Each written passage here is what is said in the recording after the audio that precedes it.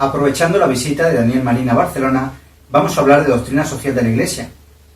El profesor Daniel Marín es economista católico.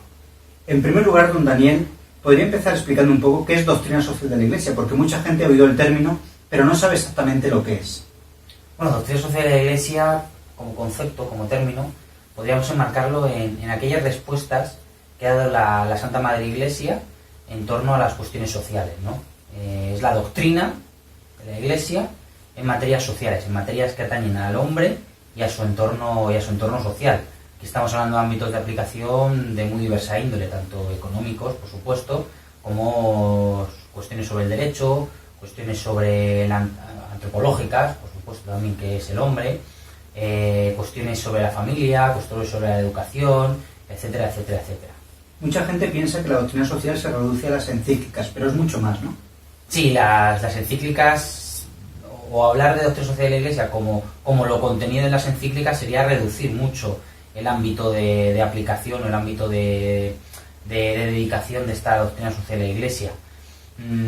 Quizás la doctrina social de la Iglesia podría incluso remontarse y amplificarse al pensamiento social de los primeros padres de la Iglesia, ¿no? E incluso, por supuesto, como no, a la misma doctrina de nuestro Señor Jesucristo, ¿no? Que también habló de cuestiones sociales. Pienso, por ejemplo, en el tema del repudio, hablando de la familia. Pienso en el tema de las recomendaciones sobre las riquezas, etcétera, etcétera. ¿La doctrina social es algo inabarcable o se puede estudiar por temas? ¿Qué temas recomienda usted para los que quieran empezar a estudiarla? Bueno, lo primero que el punto cero sobre el que todo debe arrancar es la noción del ser humano. ¿Qué entendemos como ser humano? ¿Qué es una persona?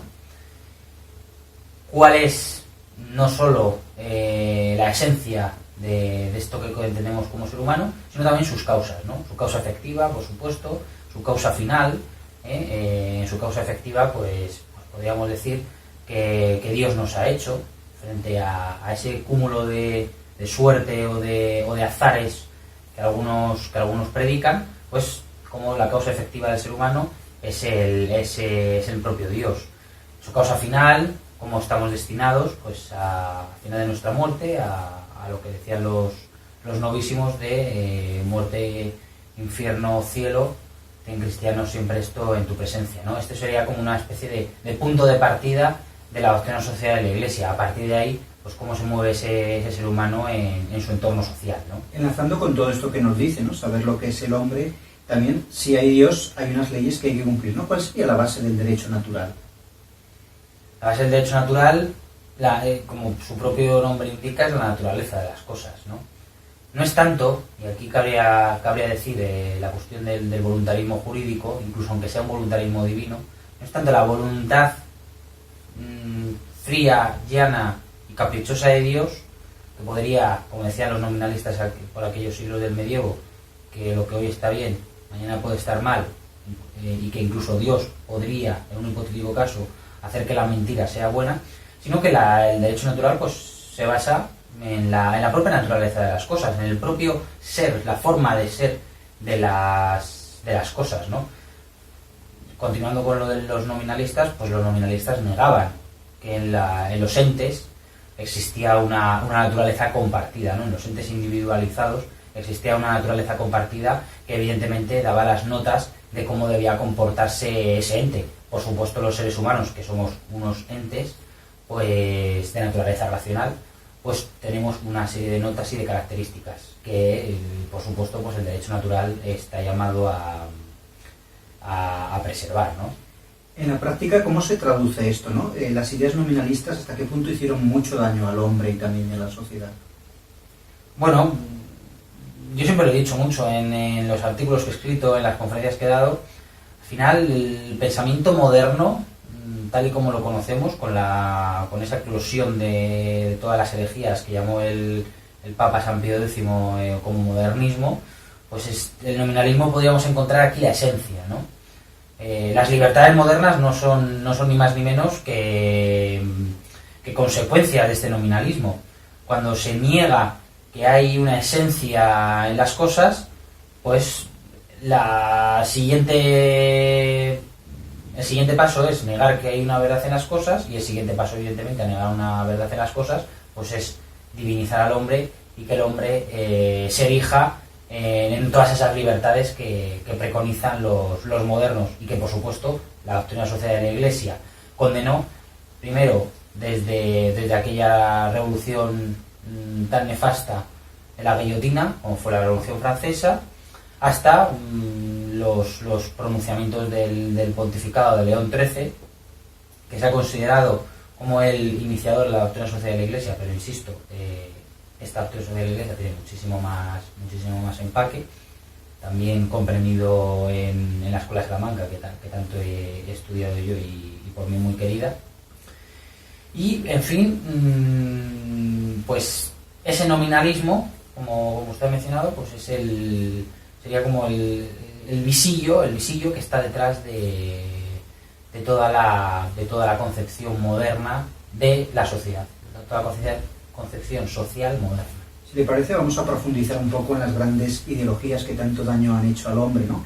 Por ejemplo, pensemos en la Revolución Protestante, ¿no? Esa libre interpretación de la Sagrada Escritura que hace caer en el subjetivismo, ¿no? Y eso luego ya deriva en muchos males. Sí, bueno, el protestantismo, no tenemos que recordar que Lutero, Martín Lutero, pues al final recibió esa herencia, ¿no? Nominalista a través de su orden de San Agustín. Pues había ciertas facciones de la orden agustiniana que estaban inficcionadas de este virus nominalista, ¿no? Esto que llamaban, además, en su propia época lo llamaban los modernos. Y Martín Lutero, pues fruto de esa falsa filosofía, o ese error filosófico adicionado a todos esos problemas psíquicos que tenía, ¿no?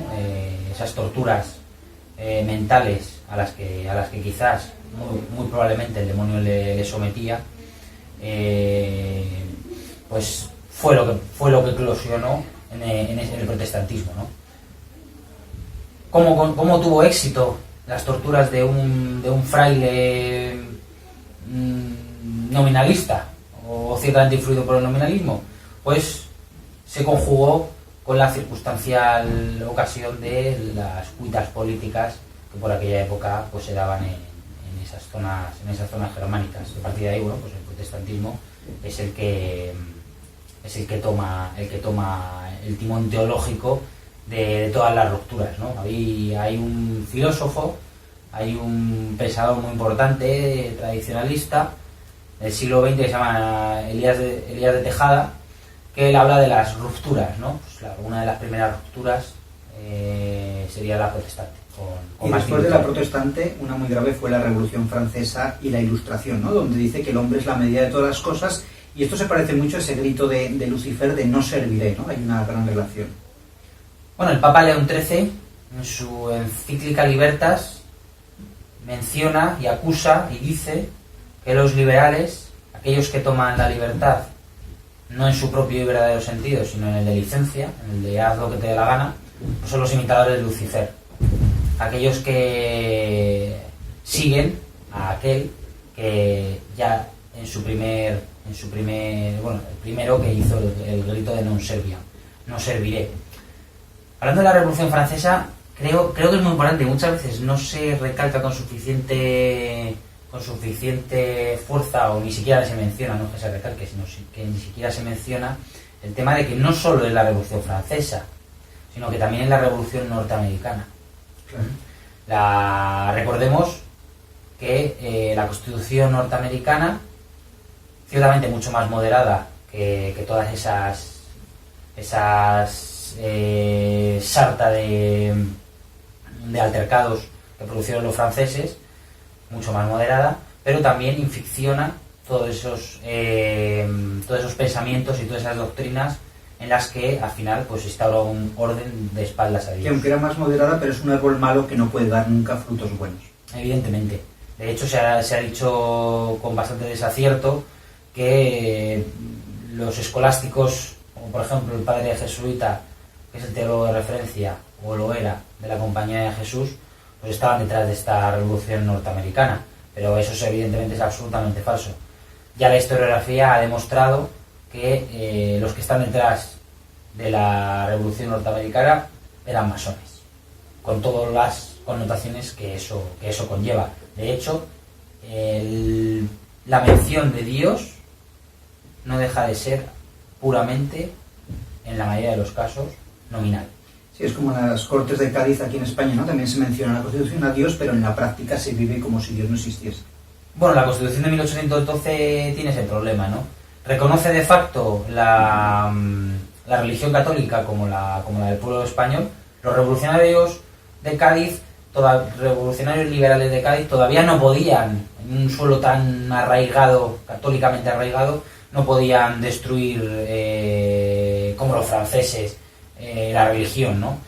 Y lo que hicieron es poner el veneno a la vez que reconocían un hecho fáctico, ¿no? Pero el veneno, ¿cuál era? El sufragio universal, ¿no? La soberanía reside en el pueblo. Y el pueblo nunca puede ser soberano, porque hay un soberano del pueblo y, por supuesto, el gobernante, que es designado por el pueblo, que es Dios. Esto lo enseña perfectamente la Escuela de Salamanca, de la que usted es experto, ¿no? Efectivamente, la Escuela de Salamanca, la Escuela de Salamanca, y no lo inventan, ya siguen las doctrinas del propio San Pablo, ¿no? Para el cual y para los cuales los gobernantes eran ministros de Dios. Ellos son ministros de Dios, no causas principales, nos dirá el propio Francisco Suárez, el jesuita Francisco Suárez.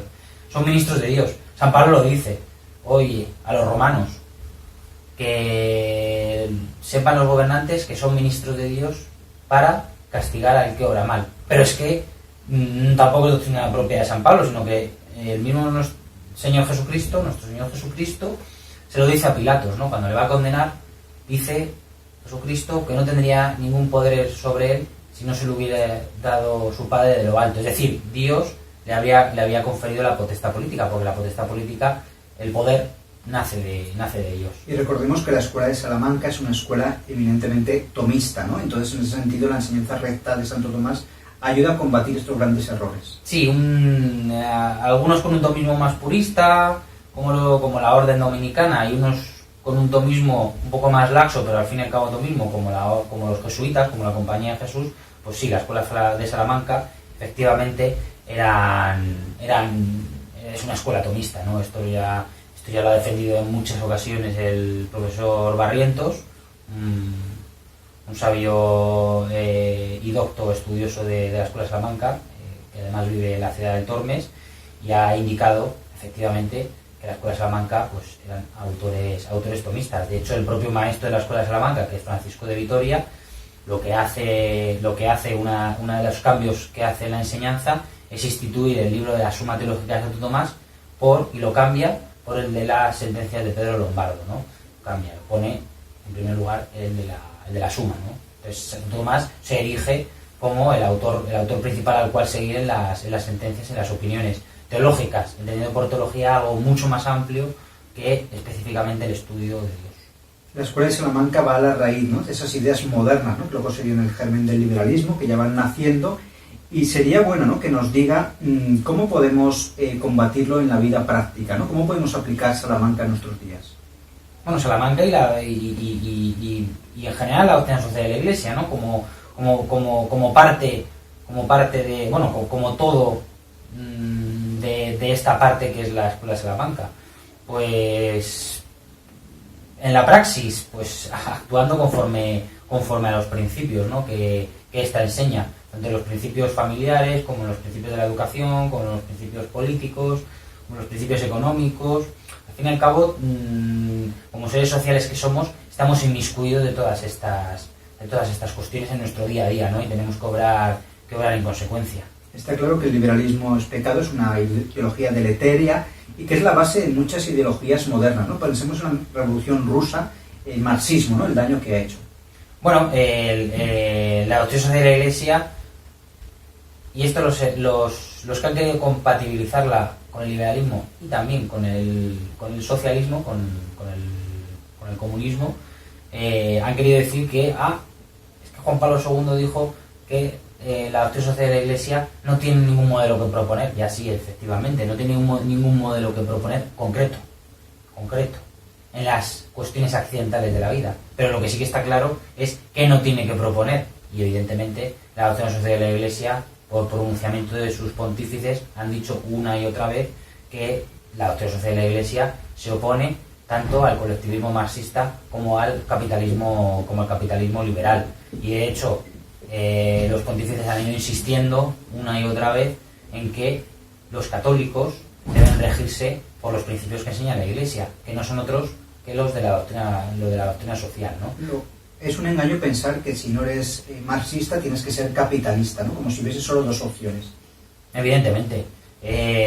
Son dos opciones torcidas. Tienen cada una sus diferentes torceduras, pero ambas son absolutamente torcidas. La doctrina social de la Iglesia es la que da los sanos principios sobre los que regir nuestra sociedad y sobre los que regir el hombre en su conjunto.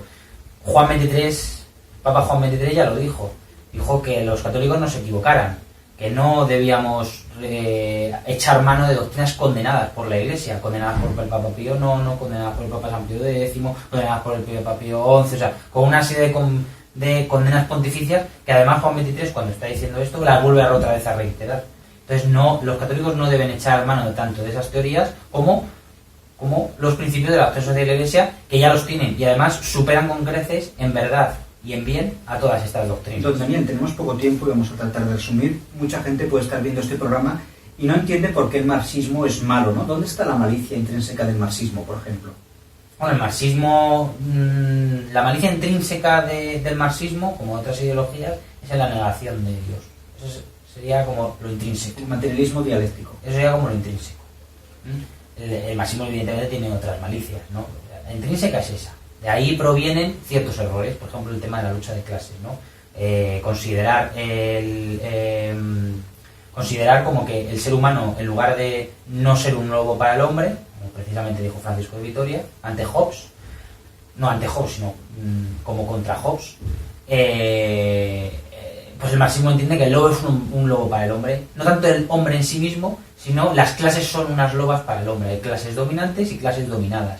No entienden el cómputo social como algo orgánico, ¿no? Llamado a armonizarse y no a estar constantemente en luchas que al final lo que ellos pretenden es borrar una clase o lo que ellos consideran una clase para crear una especie de paraíso igualitario, ¿no? De ahí vienen todas las leyes que intentan hacer, bueno, pues en el supuesto paraíso comunista, quitando la propiedad privada, y hoy en día esa dialéctica de lucha de clases la han llevado a la ideología de género, y entonces lo que tratan es de borrar toda identidad de género, sobre todo ellos lo que llaman la machista, que sería lo que hubiera sido la dominante, y pues una especie de afeminizar al hombre, ¿no? Sí. La Iglesia ha condenado suficientemente el comunismo, el marxismo en documentos pontificios, pero la propia Virgen en Fátima también dice que Rusia esparcerá sus errores por el mundo. Evidentemente. La Virgen de Fátima ya nos avisó de ese mal, pero yo también siempre he dicho que esto es una cuestión también anecdótica, proféticamente anecdótica. ¿En qué sentido?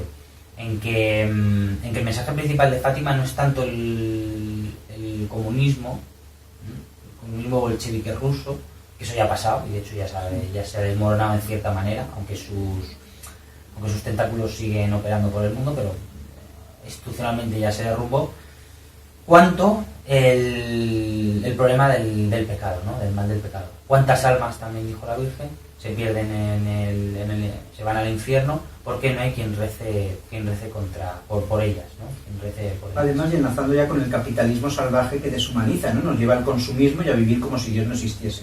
Sí, el capitalismo, bueno, pues es la otra cara de la moneda, o otra moneda, por decirlo de alguna manera, y que su principio intrínseco también es dar la espalda a Dios. Y en este caso, en lugar de una lucha de clases, lo que trata o lo que siempre se les hace notar en los escritos que hacen es una disculpa de los poderosos inmorales, eso en primer lugar, y otra cuestión no menos importante, sino más importante, que es el fin último de la economía. Cuando el fin último de la economía pues es el cada vez poseer más y cada vez enriquecerse más, no tanto como la culminación o la satisfacción de las necesidades, ¿no? Y evidentemente ahí pues todo lo que entraña con eso, ¿no? Pues la justa mesura de las cosas, el no consumismo, la justa distribución de las riquezas, etcétera. Dice el Señor en el Evangelio que no se puede servir a Dios y al dinero, ¿no? Y evidentemente el capitalismo es una servidumbre al dinero, ¿no? Y por eso entran todos los males y todos los vicios. El capitalismo y el socialismo. Porque el socialismo al final no deja de ser también este paraíso que bueno, por otra vía, pero sería una especie de paraíso terrenal en el que todo el mundo pues viviría estupendamente, no habría clases, a nadie le faltaría de nada. Jesucristo nos dijo que pobres los habrá siempre, en primer lugar. Y en segundo lugar también nos dijo que no solo del pan vive el hombre, ¿no? Pues yo creo que ni los capitalistas ni los socialistas entienden estas dos Y cuestiones. si te parece, don Daniel, para ir finalizando ya en los minutos que nos quedan, vamos a hablar de una de las grandes revoluciones también de nuestros tiempos, como la Revolución de Mayo del 68, ¿no? Esa liberalización sexual. Sí, a las libertades clásicas que los revolucionarios pues vinieron luchando recurrentemente desde el siglo XIX, pero también un poco antes. La libertad de conciencia, la libertad religiosa, la libertad de expresión, la libertad de imprenta, etcétera. Pues mayo del 68 lo que viene es a dotar una nueva libertad. La libertad que se llama libertad sexual, ¿no? Sería otra de las libertades modernas, con todo lo que ello había, evidentemente, entraña. Pues la libertad de que pueda uno acostarse con quien quiera, se rompe el principio procreativo, primeramente procreativo de la sexualidad, después se acaba rompiendo el principio de amor y evidentemente la unión conyugal en el acto sexual y pues finalmente pues todas las aberraciones que al final acaban llegando, ¿no? Pues chicos con chicos, chicas con chicas. Eran aberraciones, ¿no? Pensemos en el aborto, la ideología de género, todo lo que está comentando. Sí, el aborto no deja de ser la consecuencia necesaria de esta libertad. Y sobre todo que estos pecados son una ofensa a Dios, ¿no? Que esto es lo primero que habría que mirar. Aparte de las consecuencias para el hombre, es una ofensa a Dios, que los Sagrados Corazones de Jesús y María están muy ofendidos por todas estas aberraciones. Ofendidos y diría yo entristecidos, porque Dios, y la Biblia nos lo narra, tiene una mezcla entre la ira, ¿no?, por el mal y la tristeza, ¿no? Porque los hombres pues le den la espalda. Recordemos el pasaje del hijo pródigo que nos narra nuestro Señor Jesucristo, en el que el padre pues está deseando que ese hijo pródigo pues vuelva otra vez a la casa paterna después de haberse gastado, fulminado toda la herencia. Pues esto al final es un poco la historia de Occidente. Hemos salido de la casa del Padre, nos estamos fulminando toda nuestra herencia cristiana y cada vez vamos a una sociedad pues más deshumanizada, cada vez más despiadada y cada vez más que se acaba autodestruyendo. Y otra de las consecuencias que ha tenido Mayo del 68 y de lo que pues generalmente no se quiere hablar, pero es un problema gravísimo, diría yo, de los más graves y más fundamentales que existen hoy en día, que es el tema demográfico. Nos estamos muriendo como sociedad. Muy bien. Don Daniel, ya para finalizar de todo esto que hemos dicho, ¿qué libros podría recomendar a los televidentes que quieran profundizar en doctrina social de la Iglesia, ¿no? ¿Por dónde podrían empezar? Bueno, en doctrina social de la Iglesia, yo lo primero que haría como manual, evidentemente muy básico, es el compendio de la doctrina social de la Iglesia. Es como un compendio oficial de la Santa Sede que hizo el Instituto de Justicia y Paz. Y aquí, bueno, pues da un primer marco de lo que sería la doctrina social de la Iglesia. Evidentemente, ese marco se queda bastante pequeño y además tiende a incorporar documentos muy contemporáneos. La doctrina social de la Iglesia es muchísimo más amplia y además no solo antigua, hablando de padres de la Iglesia, sino antigua de documentos del siglo XIX con León XIII, con Pío IX, con San Pío X del siglo XX. Pero es una buena base para empezar, ¿no? Pero es una buena base para empezar. Y después, pues leer encíclicas, ¿no? En temas económicos sociales, pues Rerum Novarum de León XIII, Cuadragésimo Anno de Pío XI. Para entender la cuestión del liberalismo, pues habría que leer Libertas de León XIII, y para entender la cuestión del comunismo, habría que leer la encíclica que sobre la cuestión hizo Pío XI condenándolo. Pues le agradecemos mucho, don Daniel Marín, economista católico, estas pinceladas de doctrina social de la Iglesia, estas encíclicas que nos ha recomendado, y espero que a los oyentes Dios les toque el corazón, ¿no? Y busquen la verdad, se formen bien, ¿no? Primero vida de oración, vida de formación y vida de acción. Sí, los pontífices constantemente han ido repitiendo que la doctrina social de la Iglesia hay que estudiarla, Hay que conocerla, hay que difundirla y hay que aplicarla. Y yo creo que como católicos no podemos hacer otra cosa en nuestra vida que esto. Recomendación, no recomendación, sino exhortación, que dejen de intentar conocer y conciliarse y meterse en ideologías ya condenadas por la Iglesia. Ya tienen suficiente con los principios de la doctrina social de la Iglesia para entender lo que se debe defender en principios sociales. Muchas gracias, don Daniel Marín. Profesor, ha sido un espacio más de butacas vacías. Hemos hablado de doctrina social de la Iglesia, la importancia de conocerla para combatir las ideologías del mundo moderno.